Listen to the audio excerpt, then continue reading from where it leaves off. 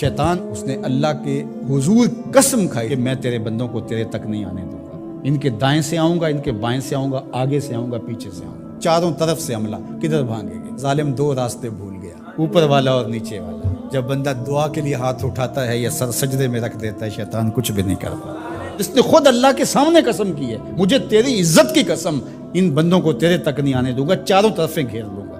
تو اس کے بڑے مکر و فریب اور بڑے طریقے۔ مطاف کے اندر کنکروں پر پیشانی رکھ کے ایک بندہ زاروں کے تار رو رہا ہے اور کیا کہتا ہے، اے اللہ مجھے معاف کر دے، ورنہ قیامت کے دن مجھے نابینا اٹھانا، تیرا کیا تیرے بندوں کا سامنا بھی نہیں کر پاؤں گا۔ اتنے درد سے روتا ہے کہ چلنے والوں کے قدم رکتے ہیں۔ سر پہ کپڑا ڈالا ہے، زاروں کے تار، سسکیاں لے لے کے، ہچکیاں لے لے کے روتا ہے۔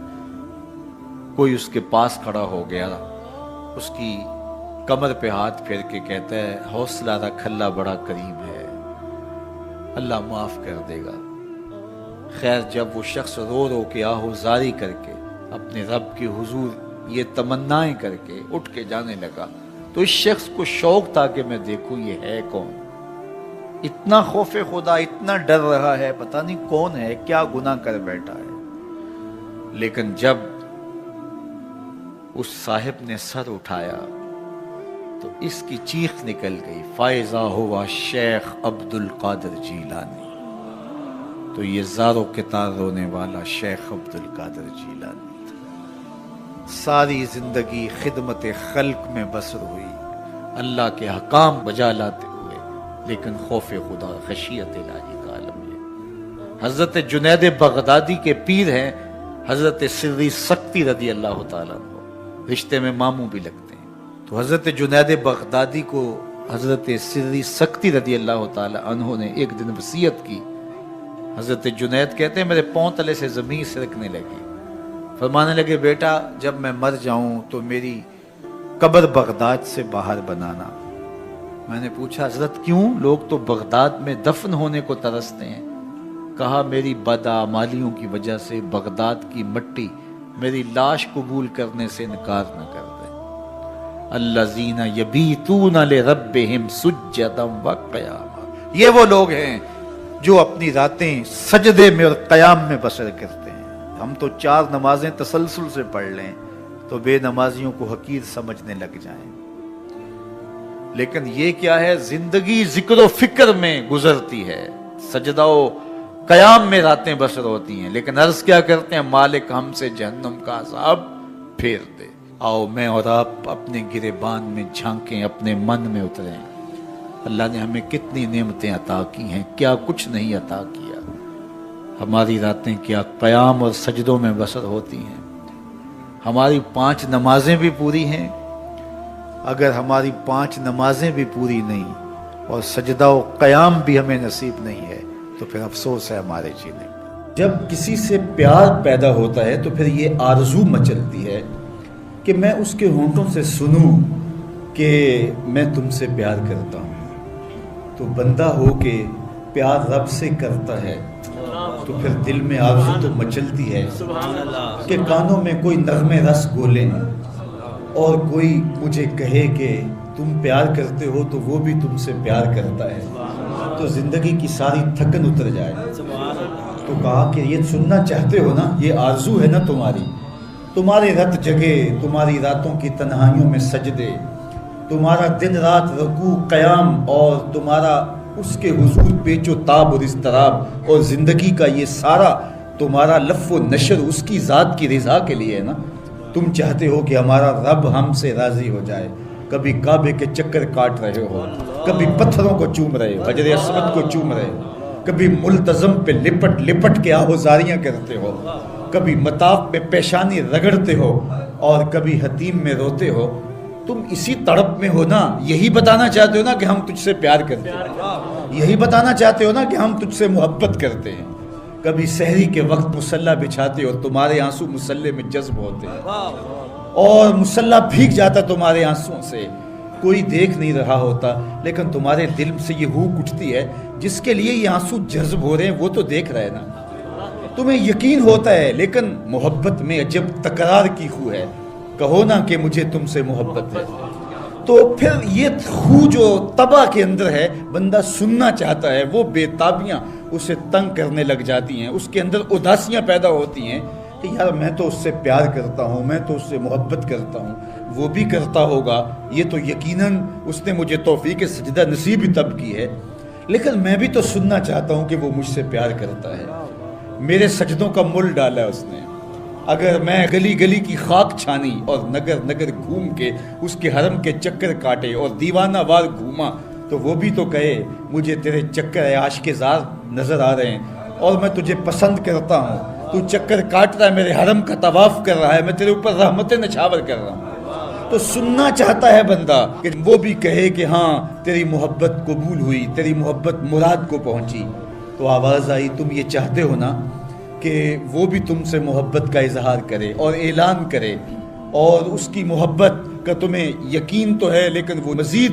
جو ہے وہ اذعان و یقین کے سانچے میں ڈھل جائے، تو کہا کہ یہ اگر تم چاہتے ہو تو تم ایک طریقہ بتاتا ہوں، تم محبت کا جواب چاہتے ہو، تم ان سجدوں کا جواب چاہتے ہو، تم طواف اور ان چکروں کا جواب چاہتے ہو، تو تمہیں بتاتا ہوں میرے رسول کی چوکھٹ پہ آؤ اور ان کی اتباع کرو، ان کی اتباع کرو، تم نکلے تو محبت کرنے تھے، تم عاشق زار بنے تھے، لیکن یحببکم اللہ، وہ خدا ہو کہ تم سے محبت کرے گا۔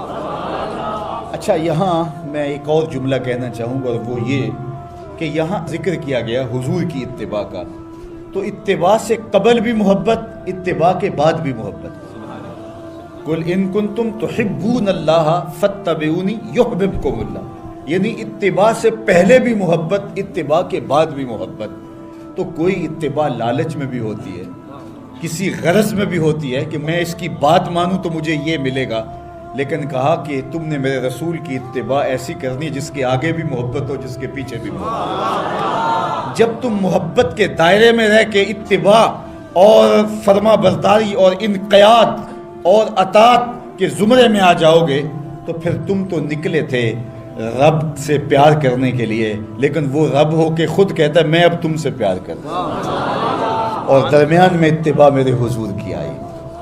یہ مائک جس کمپنی نے بنایا ہے، جب ہم مارکیٹ سے خرید کے لائے تھے تو اس کے ساتھ ایک چھوٹی سی بک بھی آئی تھی جس میں یہ بتایا گیا تھا کہ اس کو ہم نے استعمال کیسے کرنا ہے،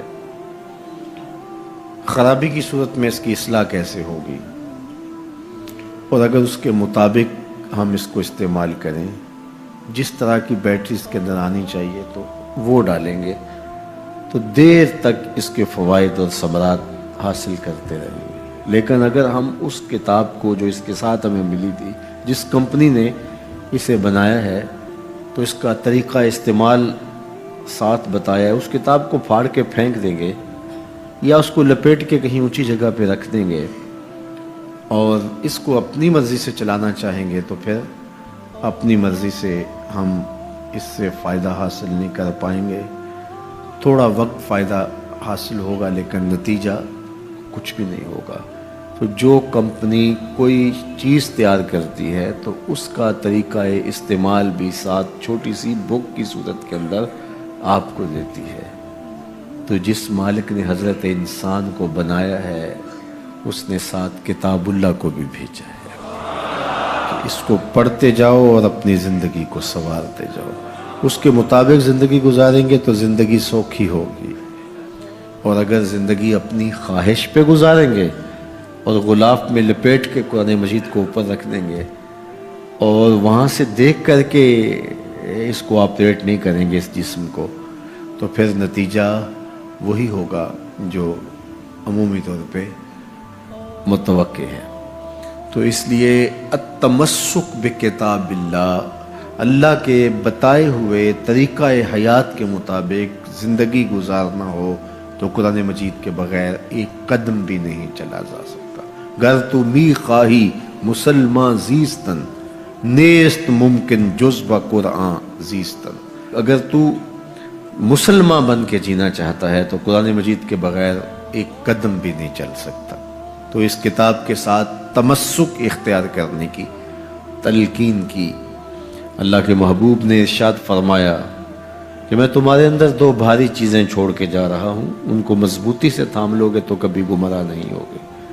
اولہما کتاب اللہ، ان میں سے پہلی چیز اللہ کی کتاب ہے، فیہ الہدی والنور فخذوا بکتاب اللہ واستمسکوا بہ، اس میں ہدایت ہے، روشنی ہے، اس کو مضبوطی سے پکڑ لو، اچھی طرح سے تھام لو، تم گمراہ نہیں ہوگے۔ یار جو شخص نابینا ہے اسے کیا پتا کہ یہ پھولوں کی بہاریں کیا ہوتی، جو پیدائشی نابینا ہے اسے کیا پتا ہے کہ آسمان پر بزم کواکب کے رنگ کیا ہیں، اسے تتلی کے پروں میں قدرت کی سنائی کا کیا اندازہ ہو سکتا ہے، اسے مور کے پروں میں رنگوں کی مینا کاری کا کیا اندازہ ہو سکتا ہے، اسے پھوٹتے جھرنوں، بہتی ندیوں اور کوسے قضا کی رنگینی اور دھنک کی شوخیوں کا لطف کیسے نصیب ہو سکتا ہے، اس کو کیا پتا حسن کیا ہوتا ہے، اس کو کیا پتا جمال کیا ہوتا ہے۔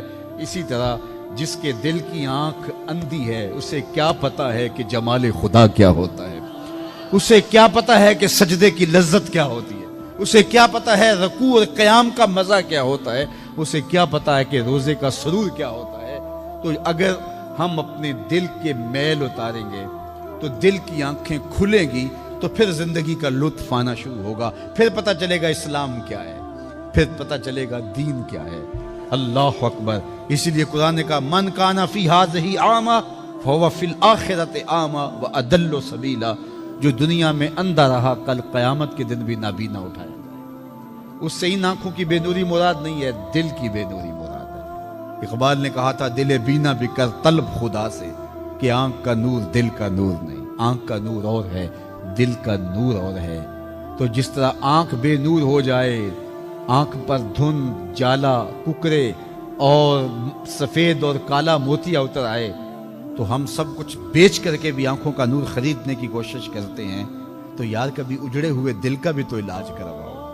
علاج تمہارے گھر میں پڑا ہے، راتوں کی تنہائیوں میں اٹھ کے قرآن پڑھو اور ساتھ رویا کرو، دیکھنا دل کے میل اترنا شروع ہو جائیں گے، اور دل کے پردے سے وہ غلاستیں جب اتریں گی تو پھر پتہ چلے گا کہ دل جمال یار کیسے دیکھتا ہے، دل کی دنیا کیا ہے۔ وچئی بھیڑے وچئی جھیڑے وچئی ونج مہانے ہو، 14 طبق دلے دے اندر تمبو وانگو تانے ہو، پھر پتہ چلے گا یہ دل دنیا کیا ہے۔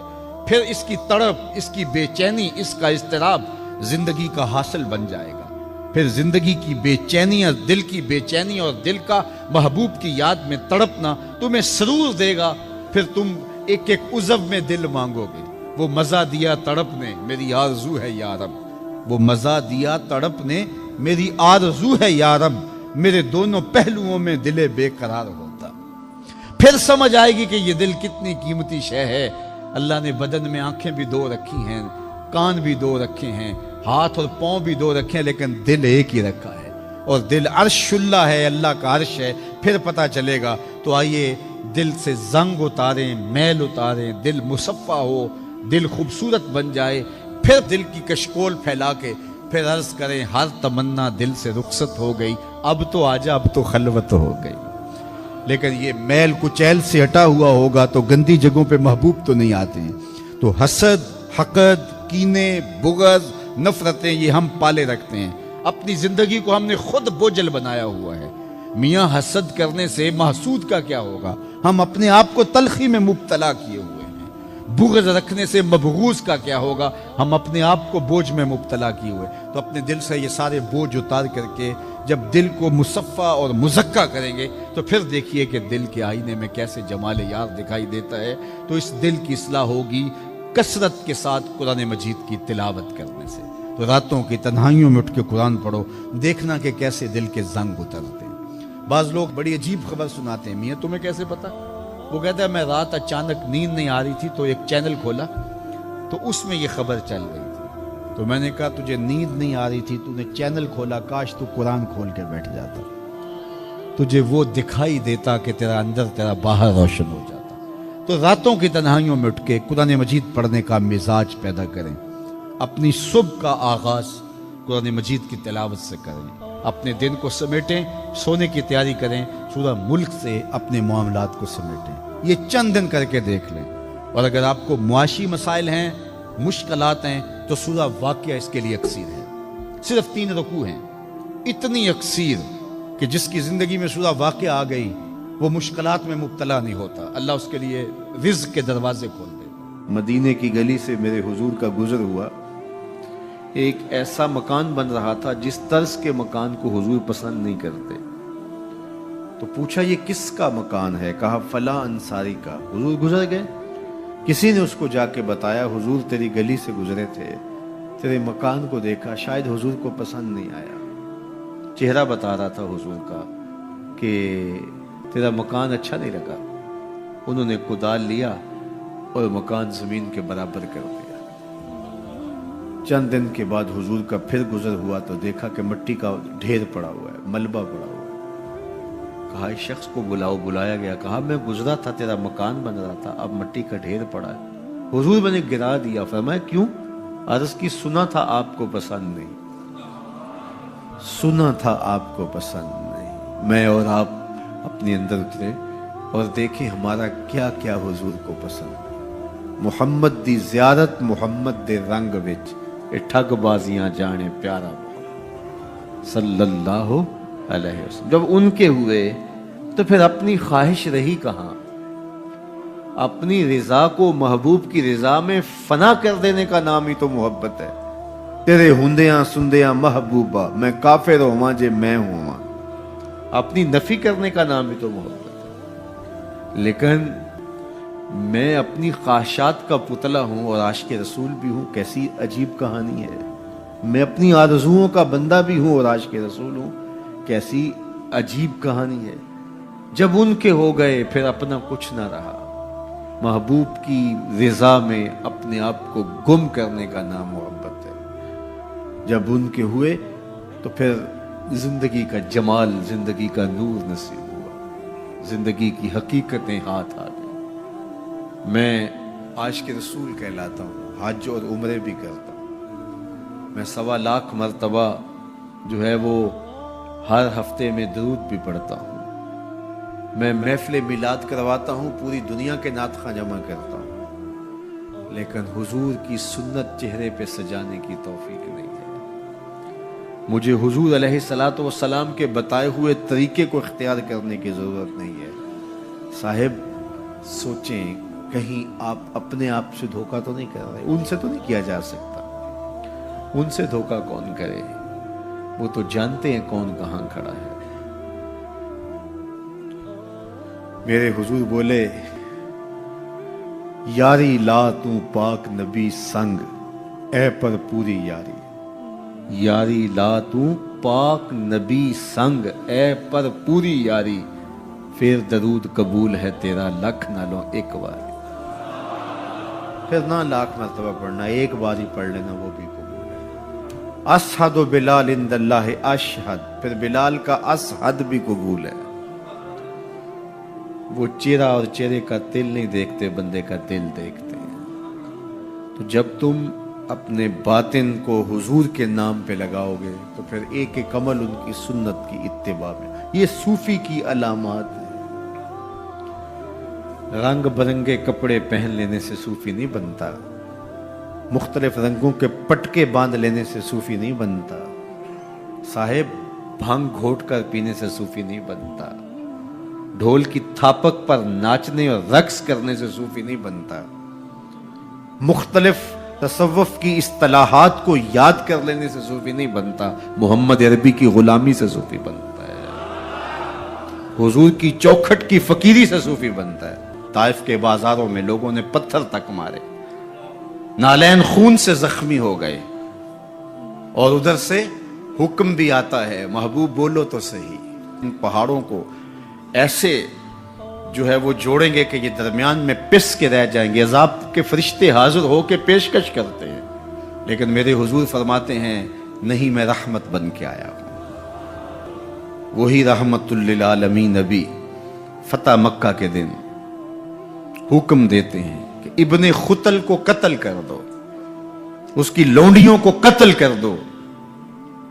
یہ حضور کا گستاخ تھا، ہجو کیا کرتی تھی اس کی لونڈیاں، گا گا کے حضور کی اہانت کیا کرتی تھی۔ اس نے سوچا بچنے کی کوئی صورت نہیں ہے تو کعبۃ اللہ کے پردے کے اندر چھپ گیا۔ پوچھا گیا یہ تو کعبہ کے پردے کے اندر چھپ گیا ہے، یہاں پناہ لے لی ہے؟ کہا یہیں سے نکال کے قتل کر دو. یہ میرے نبی کا اختیار ہے. حضور چاہیں تو معاف کر دیں، حضور چاہیں تو حکم صادر کریں کہ ان پر حد جاری کر دی جائے، ان کو سزا دی جائے. اس لیے ہمارے اوپر لازم ہے کہ جس کا جرم ثابت ہو جائے اس کو قرار واقعی سزا دی جائے. ایک تو بات یہ ہوئی کہ جو عمومی طور پہ مختلف جگہوں پہ بیٹھ کے یہ چیختے ہیں کہ حضور نے تو معاف کر دیا، تو آپ معاف کیوں نہیں کرتے؟ آپ اتنے سخت کیوں ہو گئے ہیں؟ آپ حضور کے ماننے والے نہیں ہیں؟ تو میں نے کہا صاحب یہ سنت اختیار کیجئے، اپنے دشمنوں کو معاف کر دیجئے، باقی کسی کے دشمنوں کو معاف کرنے کا آپ حق تو نہیں رکھتے. میں اس معاشرے کا ایک معزز شہری ہوں، توہین عدالت کر دی کسی نے تو مجھے اختیار دو نا کہ میں معاف کر دوں. کیا تم مجھے اس بات کا اختیار دیتے ہو کہ آپ کی عدالت کی توہین ہوئی اور میں اس کو معاف کر دوں؟ آپ کہیں گے آپ تو ہمارے شعبہ کے شخص نہیں ہیں. اچھا پاکستان کے سارے وکیل جمع ہو جائیں اور وہ کہیں کہ چلو اس کو ہم معاف کر دیتے ہیں، تو کیا تم تمام وکلاء کو اس بات کا حق دیتے ہو کہ وہ عدالت عظمیٰ کی توہین معاف کر دیں؟ یار جب توہین عدالت کی معافی آپ نے میرے اختیار میں نہیں دی تو رسول اللہ کی اہانت کی معافی کسی نے تمہارے اختیار میں بھی نہیں دی. یہ بات اچھی طرح سن لو، یہ بات اچھی طرح سمجھ لو کہ یہ تمہارا اختیار نہیں ہے، یہ صرف رسول اللہ کا اختیار ہے. حضور کے اختیار میں تم کون ہوتے ہو تصرف کرنے والے؟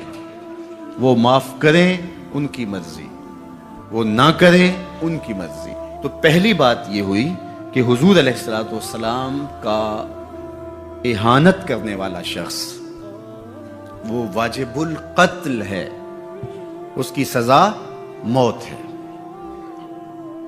اور یہ قرآن کا آئین ہے، یہ احادیث سے ثابت شدہ نتیجہ ہے. پاکستان کا آئین، پاکستان کا دستور یہ بتاتا ہے، 295 میں بھی ساری بحث کے بعد یہ قانون بنا تھا کہ جو شخص حضور کی اہانت کرے وہ واجب القتل ہے، اس کو سزائے موت دی جائے گی، اس کو پھانسی پہ چڑھایا جائے گا. جب پاکستان کا آئین بنا ہے، پاکستان کا قانون بنا، پھر کیوں بنایا ہے اگر اس قانون کو نافذ نہیں کرنا؟ اب تک پاکستان کے اس قانون کو عملی طور پہ کسی پر بھی نافذ نہیں کیا گیا. جب سے یہ قانون بنا ہے یہ قانون کی حد تک ہے اور غیر مؤثر ہے. اور یہاں سزائے موت ہوئی بھی تو پاکستان کی اعلیٰ عدالت نے اس کا جس اجلت میں فیصلہ کیا وہ آپ کے سامنے ہے. اس فیصلے نے امت مسلمہ کو دکھی بھی کیا ہے، مضطرب بھی کیا ہے، عدالتوں سے لوگوں کا اعتماد بھی اٹھ گیا ہے. اور دوسری بات، ان حالات کے اندر پاکستان کے وزیر اعظم نے جس طرح جلتی پر تیل ڈالا ہے اور جس طرح کی گفتگو کی ہے، کیا ایک وزیر اعظم کو یہ زیبا ہے؟ رعایا اولاد کی طرح ہوتی ہے. اس تقریر نے جلتی پر تیل کا کام کیا. تیسری بات میں آپ سے یہ کہنا چاہوں گا کہ اس وقت ہم پراکسی وار میں ہیں. ہمارا دشمن ہمارے وجود کو برداشت نہیں کرتا. ہم ایٹمی قوت ہیں اور وہ ہمیں صفحہ ہستی سے مٹانا چاہتا ہے. پاکستان کے اندر یہ جو آئین 295 ہے، مغرب کو ایک آنکھ نہیں بھاتا اور وہ چاہتے ہیں کہ یہ قانون غیر مؤثر تو ہے ہی ہے، یہ قانون ختم بھی ہو جائے. اور ایک تیر سے وہ کئی شکار کرنا چاہتے ہیں کہ قانون بھی توڑ دیا جائے اور یہ وطن بھی توڑ دیا جائے. لیکن ہمیں سوچنا ہے حضور سے ہمارا رشتہ لازوال ہے اور یہ ملک بھی اپنا ہے. اس لیے احتجاج ہمارا جمہوری اور آئینی حق ہے، اور اس کو ہم جس انداز میں بہتر سمجھتے ہیں احتجاج ریکارڈ کروانا چاہیے۔ کسی نے بیان دے دیا، کسی نے تحریر لکھ دی، کسی نے کالم لکھا، کسی نے میڈیا پہ آ کے اپنے جذبات کا اظہار کیا، کسی نے اداروں کو پیغام دیا، کسی نے احتجاجی مظاہرہ کر کے جلوس نکال کر کے اعلان کیا، کسی نے دکان بند کر کے اس بات کا اعلان کیا کہ ہم تمہارے اس فیصلے کو قبول نہیں کرتے۔ تو یہ ہمارا آئینی جمہوری دستوری حق ہے کہ ہم اپنے جذبات کا اظہار کریں، لیکن ہمیں اس موقع پہ گہری نظر رکھنا پڑے گی کہ دشمن اس سے فائدہ حاصل نہ کرے۔ اپنے لوگوں کو مرتب اور منظم رکھا جائے۔ جذبات کے اس ماحول کے اندر بھی ہم اپنی گفتگو کو پورے غور و فکر کے ساتھ تول کے بولنے کا مزاج بنائیں، تاکہ ملک کے اندر کوئی ایسی صورتحال پیدا نہ ہو۔ اللہ میرے وطن کی حفاظت کرے اور ہم سب کو حضور علیہ الصلوۃ والسلام کے ساتھ لازوال محبتوں کا جو رشتہ ہے اس کو نبھانے کی توفیق دے، حضور کے سامنے حشر کے دن ہم شرمندہ نہ ہوں۔